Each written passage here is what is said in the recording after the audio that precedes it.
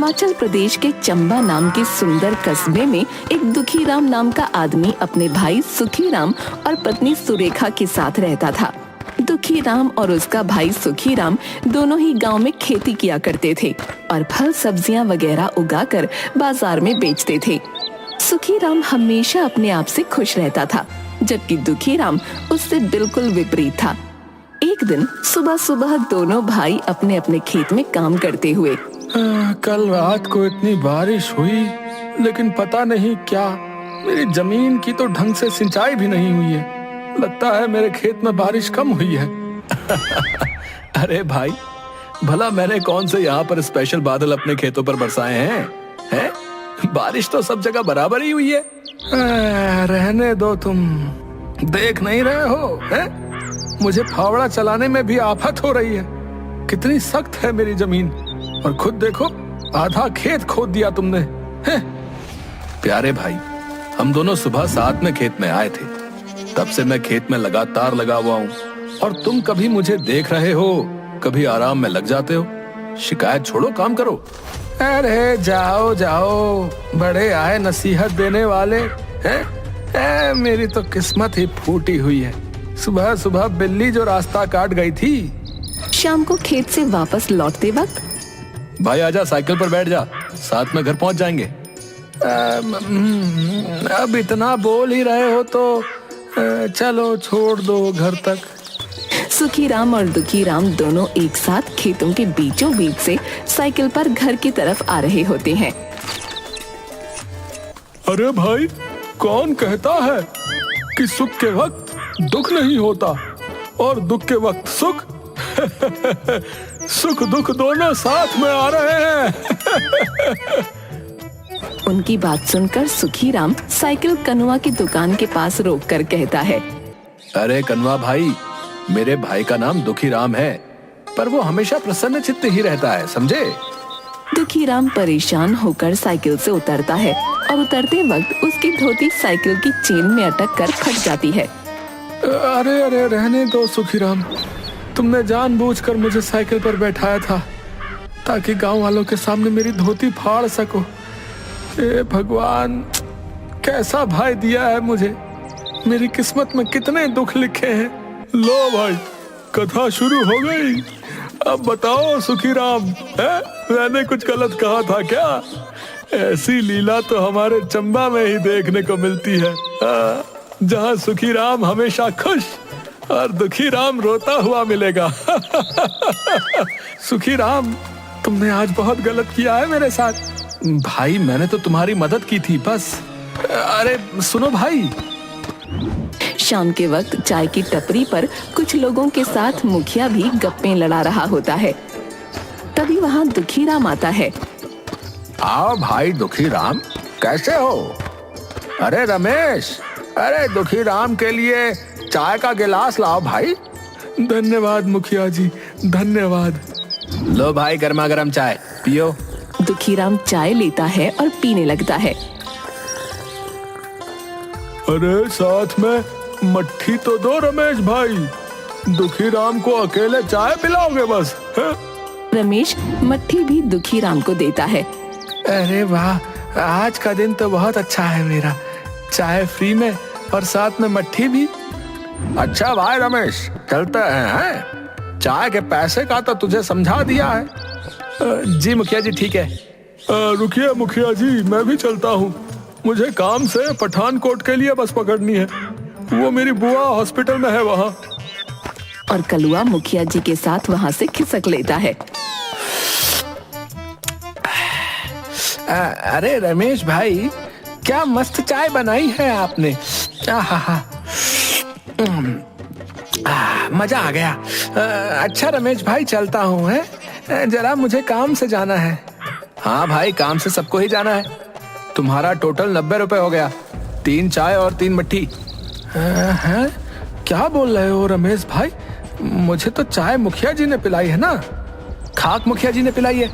उन्होंने कहा था कि आज की चाय मट्ठी दुखीराम की तरफ से है, और जब वो गए तब बता कर गए कि चाय का हिसाब मैं तुमसे कर लूं। अरे ये बुढ़ाऊ मेरा उल्लू बना गया। किसी दिन इसे नदी में धकेल दूंगा, बता रहा हूँ। और ना चाहते हुए भी सारे पैसे देकर बड़बड़ाता हुआ रावी नदी के किनारे एक पहाड़ की चोटी पर आकर बैठकर अपनी जिंदगी को कोसने लगा। क्या बेकार जिंदगी है इंसान की, बस दुख तकलीफें हैं और मेरी जिंदगी तो परेशानियों से भरी है। धिक्कार है मुझे इस जिंदगी पर। तब दुखीराम सामने खुले आसमान में उड़ते हुए एक बाज को देखता है और देखते ही देखते वो बाज आसमान से नीचे जमीन पर डुबकी लगाते हुए अपने पंजों में एक सांप को दबोच लेता है और दुखीराम के बिल्कुल सामने एक सूखे हुए पेड़ पर बैठकर उसे खाने लगता है। अरे वाह, क्या शाही जिंदगी है इस बाज की। देखते ही देखते बाज अपने शिकार को खा लेता है और वहाँ से फिर आसमान की ऊंचाइयों पर उड़ जाता है। मजा आ गया देखकर भाई, सच में राजाओं की जिंदगी जीता है ये बाज। काश मैं इंसान ना होकर बाज होता। हे भगवान, मुझे नहीं रहना इस इंसानी वेश में, मुझे इस बाज की तरह आसमान में उड़ना है। ना कोई फिक्र है, ना कोई टेंशन, बस आजादी से उड़ो और जब मन आए शिकार करो। मजे की जिंदगी चाहिए मुझे। तभी वहाँ अचानक से दुखीराम के पीछे से एक बूढ़े गड़रिये की आवाज आती है। क्या बात है बेटा, बहुत दुखी हो अपनी जिंदगी से? अरे आप कौन हो बाबा, पहले कभी नहीं देखा आपको। मेरी बात छोड़ो बेटा, लेकिन इस अनमोल जिंदगी को क्यों कोस रहे हो? मानव जन्म तो करोड़ों जन्मों के बाद मिलता है, तुम क्यों परेशान हो? अरे बाबा, वैसे ही जिंदगी में कम दुख है जो तुम और अपने प्रवचनों को सुनाने आ गए। जाओ जाओ, अपनी भेड़ बकरियां चराओ। कई बार सच्चे दिल से कही बात सच हो जाती है, तो हमें हमेशा जो भी कहना चाहिए बहुत सोच समझ कर कहना चाहिए। अगर सच्चे दिल से कही बात सच होती ना, तो मैं अभी बाज बनकर नीले गगन में उड़ जाता। सोच लो बेटा।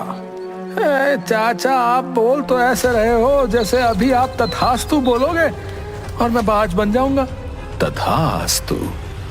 और देखते ही देखते दुखीराम बाज में बदल जाता है और नीले आसमान में उड़ जाता है। अरे वाह, अरे ये चाचा तो सच में भगवान का रूप निकले। अरे मैं तो बाज बन गया। अरे अरे, मुझे अब कोई फिक्र नहीं है। अरे अरे वाह, अरे वाह, मैं बाज बन गया। अरे वाह, मजा आ गया। अब जब चाहे खाओ, जब मर्जी मौज उड़ाओ। है पंछी बनूं, उड़ता फिरूं मस्त गगन में। आज मैं आजाद हूँ दुनिया के चमन में। उसके बाद दुखीराम पूरे दिन मस्ती से आसमान में उड़ता रहता है। शाम के वक्त जब दुखीराम थक गया तो रहने के लिए जगह ढूंढने लगा। काफी थकावट हो गई आज, ना भूख भी लगने लगी है। अरे वाह, क्या बात है, मुर्गियाँ, वो भी सुखी भैया की मुर्गियाँ। अब देखो कैसे गायब करता हूँ इन्हें। और दुखीराम आसमान से डुबकी लगाकर सीधे सुखीराम के आंगन से मुर्गी को दबोच लेता है और मजे से एक पेड़ पर बैठकर खाने लगता है। देखा कितना बुद्धिमान हूँ मैं। इंसान बनकर हमेशा सबने मेरा मजाक उड़ाया। अब मैं मर्जी से जब चाहो, जहाँ चाहो शिकार करके मजे की जिंदगी जीऊंगा। चलो अब इस मुर्गी से पेट भरता हूँ। दूसरी तरफ आंगन में अपनी मुर्गियों को कम पाकर सुखीराम, अरे ये मेरी एक मुर्गी कहाँ गई? सब जगह ढूंढ लिया, अब तो शाम का वक्त है। लगता है कोई नेवला या बाज उसे दबोच ले गया। कल से इन्हें दड़बे के अंदर ही दाना डालूंगा, नहीं तो सब गायब हो जाएंगी। उस रात दुखीराम पूरी रात एक पेड़ पर बैठकर बिता देता है और अगली सुबह, अरे वाह, क्या सुहानी हवा चल रही है, लेकिन यहाँ मजा नहीं आ रहा। चलो बादलों के ऊपर चलकर हवा खाता हूँ। दुखीराम उड़ान भरता है और कुछ ही वक्त में आसमान में बादलों के ऊपर चला जाता है। आहा, है ना जिंदगी के असली मजे। मैं यहाँ मजे कर रहा हूँ और उधर मेरा बेवकूफ भाई खेतों में अपना समय बर्बाद कर रहा होगा। हाँ, कितना बुद्धू है बेचारा सुखीराम। तभी कुछ बदमाश कौवे आकर दुखीराम की पीठ पर बैठ जाते हैं। अबे कलुए, अबे कलुए, अबे मेरी पीठ पर क्यों बैठ रहा है? हैं? अबे वो तेरे अपने पंख काम नहीं कर रहे हैं क्या? अबे अबे नीचे उतर, चल हट बे। कौवे नहीं मानते और उसको चोंच भी मारने लगते हैं। अबे ये तो ज्यादा हो रहा है, अभी बताता हूँ, रुको। दुखीराम बादलों के ऊपर की तरफ उड़ान भरता है और कुछ ही देर में ऊंचाई ज्यादा होने के कारण कौवे नीचे भाग जाते हैं और दुखीराम बादलों के ऊपर उड़ जाता है। अबे है क्या हुआ? सवारी नहीं करनी? भाग कहाँ रहे हो बे? बैठो अब। बड़े आए दुखीराम को परेशान करने वाले। उसके बाद दुखीराम की नजर चाय की टपरी पर बैठे मुखिया और कलुआ पर पड़ती है। अरे वाह रे मुखिया, चाय के पैसे मुझसे दिलवाए थे ना। रुक, आज तेरी पगड़ी सरेआम उछालता हूँ, रुक तू। दुखीराम उड़कर जाता है और मुखिया की पगड़ी लेकर उड़ जाता है। अरे बचाओ, अरे भैया बचाओ, अरे ये बाज मुझ पर हमला कर रहा है। अरे मेरी पगड़ी कहाँ ले जा रहा है? अरे रुक जा। अरे मुखिया जी, ये क्या, आपकी तो सारी खेती उजड़ी हुई है। अबे चुप कर हरामी। और बाज के पीछे कुछ देर तक भागकर रुक जाते हैं। अरे मर गया। अरे करम जले, कलवा कहाँ गया रे? मेरी पगड़ी लेकर। सारे गांव में किसी को नहीं पता कि मैं गंजा हूँ। जल्दी जा, मैं यहाँ पेड़ के पीछे छिपा हूँ। अरे मुखिया जी, वो बाज है, वो तो सामने आसमान में गायब हो गया। कहाँ से लाऊं आपकी पगड़ी? दोपहर के वक्त सुखीराम घर पर। आज 2 दिन हो गए, दुखीराम घर पर नहीं आया है। वो सही सलामत तो होगा ना? पता नहीं कहाँ गायब हो गया। आप क्यों फिक्र करते हो? कहीं अपने दोस्तों के साथ गया होगा, आ जाएगा। पता नहीं क्यों, लेकिन मुझे कुछ अनहोनी का अंदेशा सा लग रहा है। वो इतना वक्त घर से दूर कभी नहीं जाता। मैं ऐसा करता हूँ, गांव वालों से कुछ जानकारी लेकर आता हूँ। अच्छा ठीक है। उसके बाद सुखीराम सीधा कनुआ नाई के पास जाता है। कैसे हो कनुआ भाई? बहुत अच्छा हूँ भाई, आप कैसे हो? कैसे आना हुआ? बाल कटवाने हैं या हजामत? नहीं भाई, आज अभी कुछ नहीं करवाना है। बस जानकारी चाहिए थी कि कहीं दुखीराम को देखा हो तो। अरे उसको तो परसों पप्पू ने रावी नदी के किनारे पहाड़ी के छोर पर बैठे देखा था। उसके बाद किसी को नजर नहीं आया। नहीं भाई, मेरा भाई कहीं लोगों की बातों को दिल में लगाकर रावी में तो नहीं कूद गया। नहीं, ऐसा नहीं हो सकता। परेशान मत हो सुखीराम, लेकिन अगर 2 दिन से गायब है दुखीराम तो कुछ गड़बड़ तो जरूर है भैया। गांव के लोग और सुखीराम सब जगह दुखीराम को ढूंढते हैं, लेकिन उसका कहीं कोई पता नहीं चलता और थक हार कर उसे लापता मान लेते हैं। उधर पेड़ पर बैठा दुखीराम सब देख रहा होता है। कितने बेवकूफ हैं बड़े भैया। अरे भैया मैं मजे में हूँ, हैं आप लोग लगे रहो अपनी रोज की घिसाई में। मैं तो चला शिकार करने। उस दिन दुखीराम सब जगह आसमान में सारी जमीन छान मारता है, लेकिन उसे कोई शिकार नहीं मिलता। रात होने को आई थी। लगता है आज भूखा ही सोना पड़ेगा, लेकिन कोई नहीं, कल सुबह कोई बढ़िया शिकार पकड़ूंगा। आज इस पेड़ पर अपना एक मस्त सा घोंसला बना लेता हूँ। लेकिन ये पेड़ तो कनुआ का है, इसके नीचे वो अपनी दुकान लगाता है। मुझे क्या करना है, मैं तो पेड़ पर रहूंगा। और दुखीराम कुछ लकड़ियों से एक सुंदर सा घोंसला बनाकर उसमें सो जाता है। सुबह सूरज की किरणों के साथ उठता है। बहुत तेज भूख लग रही है, जल्दी से कोई शिकार ढूंढना होगा। इसके बाद दुखी राम हर रोज की तरह शिकार ढूंढने निकल जाता है, लेकिन पूरा दिन उसे कोई शिकार नहीं मिलता। दोपहर बाद वो भूख से बेहाल अपने घर के बाहर आकर बैठ जाता है।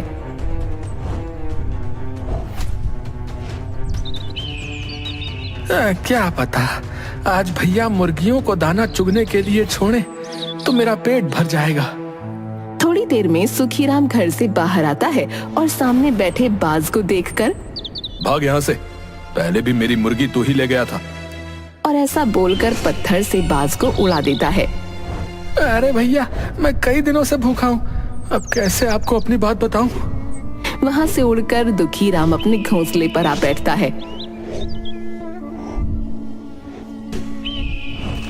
और वहाँ से नीचे काम कर रहे कनुआ पर बीट कर देता है। अरे ये कहाँ से इस आफत ने घोंसला बना लिया यहाँ? रुक, तुझे अभी बताता हूँ। और एक पत्थर घुमाकर मारता है, जिससे बेचारा दुखी राम वहाँ से उड़ जाता है। अरे अरे अजीब पागल है, इतनी जोर से मारता है कोई, अभी मेरा सिर फूट जाता। अब कहाँ जाऊं, भूख के मारे अब उड़ा भी नहीं जा रहा। तभी रात हो जाती है और एक सूखे से पेड़ पर दुखीराम जल्दी जल्दी में एक घोंसला बनाता है और ठंड में पंखों के बीच गर्दन छुपाकर सो जाता है। आधी रात को बहुत तेज बारिश होती है, सब तरफ तूफान और आंधी चलती है, जिसकी वजह से दुखीराम अपने घोंसले के साथ उड़ता हुआ दूर जा गिरता है। गिरने से उसके एक पंजे में पैनी लकड़ी घुस जाती है। अरे मर गया रे, हाय बहुत दर्द कर रहा है, मेरा पंजा तो गया। अब मैं क्या करूं? जैसे तैसे अपनी चोंच से उस लकड़ी को तो दुखीराम निकाल फेंकता है, लेकिन उसका पंजा अब शिकार नहीं पकड़ सकता था। अब मैं शिकार कैसे कर पाऊंगा? मुझे क्या पता था कि ये मुसीबतें भी होती होंगी बाज बनने के बाद। इससे तो मैं इंसान ही भला था। सुबह होती है। बारिश के बाद सब तरफ हरियाली छा जाती है। सभी किसान खुशी खुशी अपने खेतों पर जा रहे होते हैं और दुखीराम भूख से बेहाल और दर्द से परेशान था। मैं ही पागल था जो बाज बनना चाहता था, लेकिन अब कुछ नहीं हो सकता। कुछ खाने को ढूंढता हूँ। चल दुखीराम, ले अब और उड़ने के मजे। उसके बाद वो फिर हवा में उड़ने लगता है। तभी कुछ बदमाश कौवे उड़ते हुए आते हैं और उनमें से एक दुखीराम की पीठ पर बैठ जाता है और कुछ उसे चोंच मारकर तंग करते हैं। अबे ये क्या कर रहे हो? अरे कहाँ से आ गई ये बला? अरे भागो यहाँ से। कौवे नहीं मानते। अभी कुछ खाया पिया नहीं है, नहीं तो बताता तुम सबको। अबे चोंच मत मारो, अबे दर्द होता है बे। बेचारा दुखीराम क्या करता, वो हवा में और ऊपर उड़ने की कोशिश करता है, लेकिन भूख और कमजोरी के कारण उड़ नहीं पाता और थक हार कर एक पुराने खंडहर की छत पर जा बैठता है। अगर इंसान होता तो किसी से मदद मांग लेता, किसी हॉस्पिटल में जाकर अपना इलाज करवा लेता, लेकिन अब ऐसी हालत है कि कोई भी ना तो मेरी बात सुन सकता है और ना मेरा दुख समझ सकता है। मैं क्या करूं, क्या करूं? भगवान मुझसे गलती हो गई। इंसान को भगवान जितना दे, जैसे दे, उसे हंसकर स्वीकार करना चाहिए और खुशी से जिंदगी का आनंद लेना चाहिए, जैसे मेरे भैया सुखीराम जी कर रहे हैं। मेरी तरह हमेशा शिकायत करोगे, रोते रहोगे तो अंजाम वही होगा, क्योंकि भगवान हमें वही देता है जो हम मांगते हैं। इसी तरह कुछ दिन बीत गए।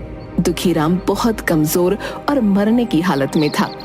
तभी अचानक उसके सामने एक मरा हुआ चूहा आ गिरता है, जिसे देख दुखीराम को एक आस होती है कि शायद वो बच जाएगा। शायद भगवान ने मेरी सुन ली, इसे खाकर कुछ तो जान आएगी। लेकिन जैसे ही दुखीराम अपनी चोंच से चूहे को खाने की कोशिश करता, वो खा नहीं पाता, क्योंकि उसकी चोंच आगे से मुड़ चुकी होती है।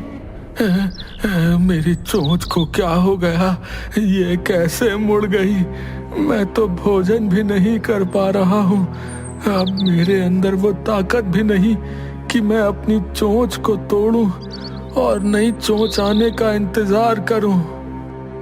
ये कहता हुआ बेचारा दुखी राम बहुत रोता है, लेकिन मजबूर कुछ नहीं कर पाता। इस तरह दुखी राम उस पुराने से खंडहर में कई दिनों तक भूखा प्यासा पड़ा रहा और अंत में अपना दम तोड़ दिया।